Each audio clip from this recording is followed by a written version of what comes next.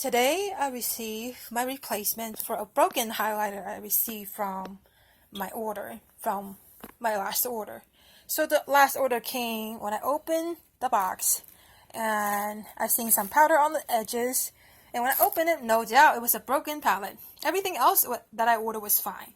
And today I was excited to receive a replacement, but when I open it, it looks exactly like this. I didn't drop the case or anything. The package came in the box without any bubble wraps or anything, so it was damaged during shipment. Well, it could have been in the warehouse, who knows. They could have done a lot better with this. Look, Elf, you could have done a lot better with the shipment.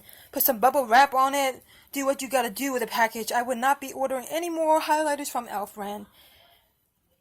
Alright, I'm very gentle. I've always been very gentle with my makeup stuff. So this doesn't happen to me at all, or in other brands. So just an eye out. Just be careful when you order stuff from Elf. I'm not saying all of their stuff look like this, but this is the first time I receive a palette, receive a little highlighter, plus a replacement that are both broken. Normally, if they ship out one that's broken the next time around, it's fine. But this time, I'm really disappointed.